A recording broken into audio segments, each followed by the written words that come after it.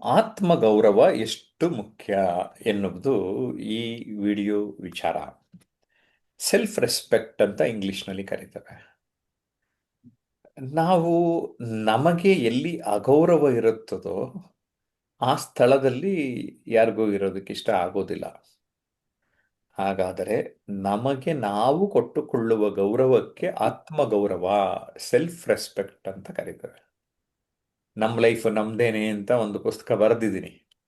Life ನಮ್ದೇನೆ ಅಂತ ಅಂದರೆ ನಮ್ಮ ಈ ಬದುಕಿನಲ್ಲಿ ನಾವು ಮುಖ್ಯ. ನಮಗೆ ಗೌರವ ಬೇಕು, ನಮಗೆ ಗೌರವ ಕೊಡಬೇಕು. ಯಾವುದೋ ಜಾಗದಲ್ಲಿ ನಮಗೆ ಗೌರವ ಸಿಕ್ಕುತ್ತಿಲ್ಲವೆಂದರೆ ಆ ಜಾಗದಲ್ಲಿ ನಾವು ಉಳಿಯಬಾರದು ಅನ್ನೋ ಒಂದು ಸಂದೇಶವೂ ಕೂಡ ಇರ್ತದೆ. ಇನ್ನು ಕೆಲವರು ನಮ್ಮ ವಿದ್ಯಾರ್ಥಿಗಳ ಒಬ್ರು ಹೇಳ್ತಾ ಇದ್ರು, ಸಾರ್ ಕೆಲವು ವ್ಯಕ್ತಿಗಳಿಗೆ ನಾನು ಏನೇನು ಮಾಡಿದೆ ಸಾರ್, ಅಷ್ಟು ದುಡ್ಡು ಖರ್ಚು ಮಾಡಿದೆ, ಇಷ್ಟು ಖರ್ಚು ಮಾಡಿದೆ, ಆದರೆ ನಮಗೆ ಕೆಲಸ ಆಗ್ಬೇಕಾದ್ರೆ ಕೇಳಕ್ಕೆ ಹೋದಾಗ ಕಾಲಿಗೆ ಕಸದ ರೀತಿಯಲ್ಲಿ ನಮ್ಮ ಜೊತೆ ವರ್ತನೆ ಮಾಡಿದ್ರು ಅಂತ ಹೇಳ್ತಾರೆ. ಅಂದರೆ ಕೆಲವರಿಗೆ ನಾವು ಟಿಶ್ಯೂ ಪೇಪರ್ ಆಗಿಬಿಡ್ತೀವಿ, ವೇಸ್ಟ್ ಬಿನ್ ಆಗಿಬಿಡ್ತೀವಿ. ಆ ರೀತಿ ಆಗಬಾರದು. ಎಲ್ಲೋ ಒಂದು ಕಡೆ ನಾವು ಆ ತೆಳುಗೆರೆಯನ್ನು ಮೇಂಟೈನ್ ಮಾಡಬೇಕು. ಅದನ್ನು ಕಂಡುಕೊಳ್ಳಿ, ಆ ವಿಚಾರದ ಬಗ್ಗೆ ಎಲ್ಲರೂ ಹಿಂಗೆ ಮಾತಾಡ್ತಾರೆ ಅನ್ನೋದಕ್ಕೋಸ್ಕರನೇ ಈ ವಿಚಾರವನ್ನು ಕೊಟ್ಟಿದ್ದೇನೆ. ನಾವು ಆನ್ಲೈನ್ ಕ್ಲಾಸ್ನಲ್ಲಿ ಈ ರೀತಿಯ ವಿಚಾರಗಳನ್ನು ಕೊಟ್ಟು ಮಾತಾಡ್ತಾ ಮಾತಾಡ್ತಾ ಆ ವಿಷಯ ಹಾಡ್ತಾ ಹಾಡ್ತಾ ರಾಗ, ನಳುತ್ತಾ ನಳುತ್ತಾ ರೋಗ ಅನ್ನೋ ಥರ ವಿಷಯಗಳು ಮಾತಾಡ್ತಾ ಹೋಗ್ತಾರೆ. ಜೊತೆಗೆ ಸಭಾಕಂಪನ ಅನ್ನೋದು, ಕ್ಯಾಮ್ರಾ ಭಯ ಅನ್ನುವಂಥದ್ದು ನಿಧಾನಕ್ಕೆ ದೂರ ಸರಿತದೆ. ಮೊದಲನೇದಾಗಿ ವಿಜಯಪುರದ ನೇತ್ರಾವತಿ ಅವ್ರನ್ನ ಮಾತಾಡೋದಕ್ಕೆ ಕೇಳ್ತೇನೆ. ನಮಸ್ತೆ ಸರ್, ಎಲ್ಲರಿಗೂ ನಮಸ್ಕಾರಗಳು. ಆತ್ಮಗೌರವ ಎಷ್ಟು ಮುಖ್ಯ ಅಂತ ಹೇಳಿ ಅಂದ್ರೆ ಆತ್ಮಗೌರವ ಅಂದ್ರೆ ಏನಂದ್ರೆ ನಮ್ಮ ಅಂತರಂಗದ ಬೆಳಕಿಗೆ ನಾವು ಹೋಲಿಕೆ ಮಾಡ್ಕೋತೀವಿ. ಹೆಂಗೆ ಈಗ ಸೂರ್ಯ ಚಂದ್ರರು ಜಗತ್ತಿಗೆ ಬೆಳಕು ಕೊಟ್ರ ನಮ್ಗ ಅಂತರಂಗದ ಬೆಳಕು ಕೊಡೋದಂದ್ರ ಯಾವುದು ಅಂದ್ರೆ ಆತ್ಮಗೌರವ ಅಂತ ಹೇಳಿ ಅನಿಸ್ತದ. ಮತ್ತ ಸ್ವಾಭಿಮಾನ ಮತ್ತು ಬದುಕಿನ ಮೌಲ್ಯವನ್ನು ತೋರಿಸುವ ಗುಣ ದಾರಿ ಯಾವುದು ಅಂದ್ರೆ ಆತ್ಮ ಗೌರವ ಅಂತ ಹೇಳೋದು. ಮತ್ತ ಆತ್ಮಗೌರವ ಇರೋ ವ್ಯಕ್ತಿ ಅಹಂಕಾರ ಅಂತ ಹೇಳಿ ತಿಳ್ಕೊತಾರ, ಆದ್ರೆ ಅದು ಅಹಂಕಾರ ಅಲ್ಲ, ಅದು ತನ್ನನ್ನು ಗೌರವಿಸಿಕೊಳ್ಳುವ ಒಂದು ವ್ಯಕ್ತಿತ್ವ ಗುಣ, ಗೌರವಿಸಿಕೊಳ್ಳುವುದು ಗುಣ ಅಂತೇಳಿ ನನಗೆ ಅನಿಸ್ತದ. ಮತ್ತು ಆತ್ಮ ಗೌರವ ಇಲ್ಲದ ಬದುಕಿದ್ರೆ ಅದು ಯಾವ ತರ ಇರ್ತದ ಅಂದ್ರ ಅದೊಂದು ಮರಕ್ ಹೋಲಿಸ್ತೀವಿ ನಾವು. ಆತ್ಮ ಗೌರವ ಇಲ್ಲದ ಬದುಕಿದ್ರೆ ಅದು ಆ ಒಂದು ಬೇರು ಕಳೆದುಕೊಂಡ ಒಂದು ಮರ ಅಂತೇಳಿ ಹೋಲಿಸ್ತೀವಿ ನಾವು. ಯಾಕಂದ್ರ ಬೇರು ಕಳೆದುಕೊಂಡ ಮರ ಅಂದ್ರೆ ಜೋರಾದ ಗಾಳಿ ಬಂದ ಬಳಿಕ ಅದು ಮರ ಬಿದ್ದು ಬಿಡ್ತದ. ಅದೇ ಆತ್ಮ ಗೌರವ ಇರೋ ವ್ಯಕ್ತಿ ಹೆಂಗಿರ್ತಾನಂದ್ರ ಬೆಟ್ಟದಂಗ ದೃಢವಾಗಿ ನಿಲ್ತಾನ. ಅಂದ್ರೆ ಯಾವುದೇ ಎಂತ ಸನ್ನಿವೇಶ ಬಂದ್ರು ಅವನು ಯಾವುದಕ್ಕೂ ಇದು ಮಾಡೋದಿಲ್ಲ, ಕ್ಯಾರೆ ಅನ್ನೋದಿಲ್ಲ ಅಂತಾರಲ್ಲ, ಯಾವುದಕ್ಕೂ ತಲೆ ಕೆಡ್ಸ್ಕೊಳಲ್ಲ ಅಂತಾರಲ್ಲ, ಆ ತರ ಅವನು ಗಟ್ಟಿಯಾಗಿ ನಿಂದಿರ್ತಾನ ಅಂತ ಹೇಳಿ ನಾನು ಮಾತು ಮುಗಿಸ್ತೀನಿ ಸರ್. ಧನ್ಯವಾದ ಅವಕಾಶ. ಓಕೆ, ಕಟ್ಟೇರಿ ಸ್ವಾಮಿ. ಎಲ್ರಿಗೂ ನಮಸ್ಕಾರ. ಆತ್ಮ ಗೌರವ ನಮಗೆ ಎಷ್ಟು ಮುಖ್ಯ.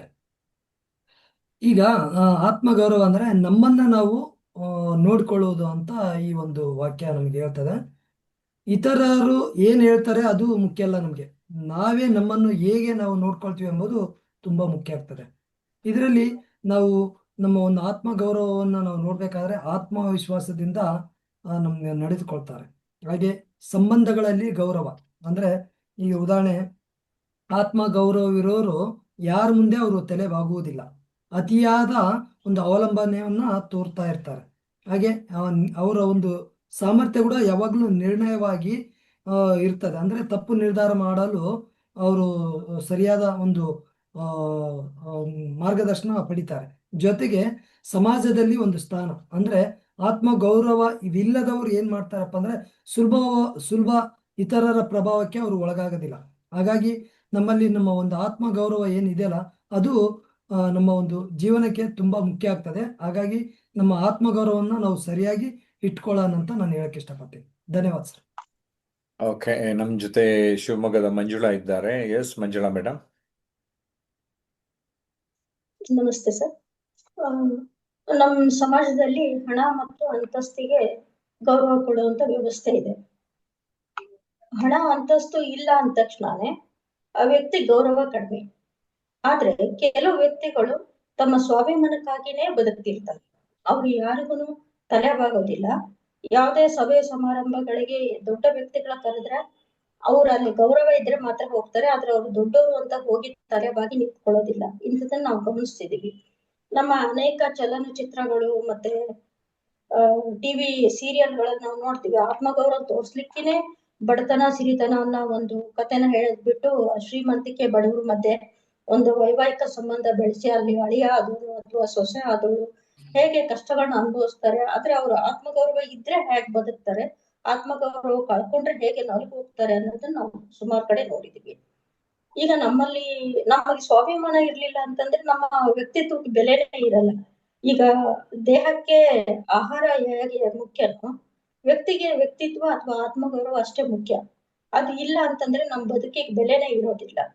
ನಾವು ಸಮಾಜದಲ್ಲಿ ನಮ್ಮ ಲೈಫ್ ಸ್ಟೈಲ್ ಏನೇ ಇರ್ಲಿ, ನಮ್ಮ ಅಂತಸ್ತು ಏನೇ ಇರ್ಲಿ, ಅದಕ್ಕೆ ತಕ್ಕನಂಗೆ ನಾವು ಗೌರವಯುತವಾಗಿ ಸಮಾಜದಲ್ಲಿ ಹೇಗೆ ಜನ ನಡ್ಕೋತಾರೆ, ಹಾಗೂ ಹೋಗುಗಳು ಹೇಗೆ ಇರ್ತವೆ, ಅದಕ್ಕೆ ಅನುಗುಣವಾಗಿ ನಮ್ಮ ಭಾವನೆಗಳನ್ನ ಅಥವಾ ನಮ್ಮ ರೆಸ್ಪಾನ್ಸ್ ನಾವು ರಿಯಾಕ್ಷನ್ ಅನ್ನು ಕೊಡ್ಬೇಕಾಗತ್ತೆ. ಆ ರೀತಿ ಕೊಟ್ಕೊಂಡು ಅಲ್ಲೂ ನಮಗೆ ಗೆಲುವು ತಗೊಳ್ಳಿಕ್ಕೆ ಸಾಧ್ಯ ಇದೆ. ಕೆಲವರು ಅಷ್ಟ್ರ ಮಧ್ಯನೂ ಇರ್ತಾರೆ. ನಾನು ಒಂದು ಉದಾಹರಣೆ ಹೇಳ್ಬೇಕು ಅಂದ್ರೆ, ಈಗ ಯಾವ್ದೋ ಒಂದು ಮದುವೆ ಸಮಾರಂಭಕ್ಕೆ ಒಬ್ಬ ವಿಧವೆ ಮಹಿಳೆ ಬಂದ್ರು ಅಂದ್ರೆ ಅವಳನ್ನ ಆ ಒಂದು ಸಮಾರಂಭದ ಜಾಗಕ್ಕೆ ಪ್ರವೇಶ ಕೊಡಲ್ಲ, ಅವಳಿಗೆ ದೂರನೇ ಇಡ್ತಾರೆ. ಆದ್ರೆ ಅವಳು ನಿಜವಾಗ್ಲೂ ಒಬ್ಬ ಕಲ್ತಂತ ಅಥವಾ ಧೈರ್ಯಶಾಲಿ ಆದಂತ ಹೆಣ್ಮಗಳಾದ್ರೆ ಅವಳು ಕೇರ್ ಮಾಡಲ್ಲ. ತನ್ನ ಕೆಲ್ಸಕ್ಕೆ ಹೋಗಿರ್ತಾಳೆ, ಅದನ್ನ ಮುಗಿಸ್ಕೋತಾಳೆ, ಬರ್ತಾಳೆ. ಅವರು ತನ್ನನ್ನು ನಿರ್ಲಕ್ಷ್ಯ ಮಾಡಿದ್ರು ಅಥವಾ ಅಕ್ಕಪಕ್ಕದವ್ರು ನನ್ನ ನಡ್ಕೊಂಡು ನಕ್ರು, ಅದ್ ಯಾವ್ದಕ್ಕೂ ತಲೆ ಕೆಡಿಸ್ಕೊಳ್ಳಲ್ಲ. ಅವಳಿಗೆ ಅಷ್ಟು ಸ್ವಾಭಿಮಾನ ಇರುತ್ತೆ, ಯಾಕೆಂದ್ರೆ ಅವಳು ಸರಿಯಾಗಿ ಇರ್ತಾಳೆ. ಸಮಾಜದಲ್ಲಿ ವಿಧವೆ ಆಗಿದ್ದು ಅವಳು ತಪ್ಪಾಗಿರಲ್ಲ, ಅದನ್ನ ಅರ್ಥ ಮಾಡ್ಕೊಳ್ದೇ ಇರೋ ರಿಯಾಕ್ಷನ್ ಕೊಡುವಂತ ಸಮಾಜಕ್ಕೆ ಅವಳು ಕೇರ್ ಮಾಡಲ್ಲ. ಅದು ಅವಳ ಆತ್ಮಗೌರವದ ಸಂಕೇತ ಆಗಿರುತ್ತೆ. ಈ ರೀತಿನೇ ನಾವು ಒಬ್ಬ ಆಫೀಸರ್ ಮನೆಗೆ ಹೋದಾಗ ಕೆಳಗಿನ ಅಧಿಕಾರಿಯ ಮನೆಗೆ ಹೋದಾಗ ಕೆಳಗಿರುವಂತ ಒಬ್ಬ ಅಧಿಕಾರಿ ಅಂದ್ರೆ ಆ ಸಬಾರ್ಡಿನೇಟ್ ಯಾರಿರ್ತಾನೋ ಅವನು ಹೋದಾಗ್ಲೂ ಅಷ್ಟೇನೆ. ಈವನ್ ಅವ್ರ ಮನೆ ಒಂದ್ ಸಣ್ಣ ಮಗು ಅಥವಾ ಅವ್ರ ಮನೆ ನಾಯಿ ಇದ್ರು ಕೂಡ ಅದಕ್ಕೇನೋ ಒಂದ್ ಬಿಸ್ಕೆಟ್ ಕೊಟ್ಬಿಟ್ಟು ಅದನ್ನ ಪ್ರೀತಿ ಮಾಡಿ ಆ ಅಧಿಕಾರಿಯ ಮನವೊಲಿಸ್ಲಿಕ್ಕೆ ತಾನಷ್ಟು ತಗ್ಗಿ ಬಗ್ಗೆ ನಡೀತಾನೆ. ಅಂತ ವ್ಯಕ್ತಿಗಳು ಆತ್ಮಗೌರವ ಇಲ್ದೆ ಅಂತ ಬಾಳ್ತಾರೆ. ಅವ್ರಿಗೆ ಒಳಗಡೆ ಅವ್ರಿಗೆ ನೋವಿರುತ್ತೆ, ಆದ್ರೆ ಮೇಲೆ ಬದುಕ್ಲಿಕ್ಕೆ ಅನಿವಾರ್ಯ ಆಗಿರೋದ್ರಿಂದ ಅವರು ಅದನ್ನೆಲ್ಲ ಮಾಡ್ತಾ ಹೋಗ್ತಾರೆ. ಆದ್ರೆ ಅವ್ರು ನಿಜವಾದ ಏನು ಸಂತೋಷ ಅನುಭವಿಸಲ್ಲ, ಅದ್ರಲ್ಲಿ ಹೊರಕೊಂಡೇನೆ ಅವ್ರು ಬದುಕ್ತಿರ್ತಾರೆ. ಇಂಥ ಬದುಕ್ಲಿಕ್ಕೆ ಯೋಗ್ಯತೆ ಅಲ್ಲ ಅಂತ ನನಗ್ ಅನ್ಸುತ್ತೆ. ಮತ್ತೆ ನಾವು ಬದುಕಿರ್ಬೇಕಾದ್ರೆ ಎಲ್ರು ನಮ್ಮನ್ನ ನೋಡಿ ಅವ್ರಿಗೆ ಏನು ಇಲ್ದ ಇದ್ರು ಪರವಾಗಿಲ್ಲ, ಅವ್ರು ಯಾವತ್ತು ತಲೆ ತಗ್ಗಿಸಿ ನಡೆಯುವಂತ ಕೆಲಸ ಮಾಡ್ಲಿಲ್ಲ, ಅವ್ರ ತಲೆ ಎತ್ತೆ ಬದುಕಿದ್ರು ಅಂತ ನಾವು ಸತ್ತಾಗ ಒಂದ್ಸರಿಗೆ ಹೇಳ್ಬೇಕು. ಅದು ಆತ್ಮಗೌರವಕ್ಕೆ ಪ್ರತೀಕ. Thank you sir. Okay, Santosh Shetty sir ನಮಸ್ತೆ. ಹೇಳಿ. ಜೀವನದಲ್ಲಿ ನಾವು ಉತ್ತಮ ಮೌಲ್ಯಗಳನ್ನ ಅಳವಡಿಸಿಕೊಂಡು ಆ ಮೂಲಕ ನಮ್ಮ ಆತ್ಮಗೌರವನ್ನ ಹೆಚ್ಚಿಸ್ಕೊಳ್ಬೋದು. ಜೀವನದಲ್ಲಿ ಯಾವುದೇ ಎದುರಾಗಬಹುದಂತ ಯಾವುದೇ ಕಷ್ಟಗಳು ಎದುರಾದಾಗ್ಲೂ ನಮ್ಮ ಮೌಲ್ಯಗಳನ್ನ ಬಿಡದೆ ಅದರೊಟ್ಟಿಗೆ ನಾವು ಸಾಗಿದಾಗ ಸ್ವಾಭಾವಿಕವಾಗಿ ನಮ್ಮಲ್ಲಿ ಒಂದು ಆತ್ಮಗೌರವ ಹೆಚ್ಚಾಗ್ತದೆ. ಅದರೊಟ್ಟಿಗೆ ಅದು ಸಮಾಜದ ಮೂಲಕವೂ ಅದನ್ನ ನಾವು ಆ ಮೌಲ್ಯಗಳನ್ನ ಆ ಒಟ್ಟಿಗೆ ಹೋದಾಗ ಸಮಾಜದಲ್ಲೂ ನಾವು ನಮ್ಮನ್ನ ಉತ್ತಮ ರೀತಿಯಲ್ಲಿ ಗುರುತಿಸಿಕೊಳ್ಳೋದಕ್ಕೆ ಸಾಧ್ಯ ಆಗ್ತದೆ.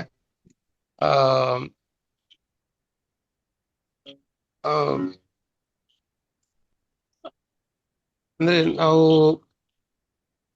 ನಮ್ಮ ಜೀವನದುದ್ದಕ್ಕೂ ಈ ಜೀವನದ ಮೌಲ್ಯಗಳನ್ನ ಕಾಪಾಡಿಕೊಂಡು ಹೋಗುವಂಥದ್ದು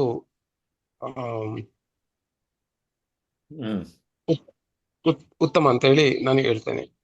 okay, thank you very much. ಸ್ನೇಹಿತರೆ, ನಿಮ್ಗೆ ಏನ್ ಅನಿಸ್ತು ಈ ವಿಚಾರದ ಬಗ್ಗೆ? ದಯಮಾಡಿ ಕಾಮೆಂಟ್ ಮಾಡಿ. ಬಾಯ್ ಬಾಯ್.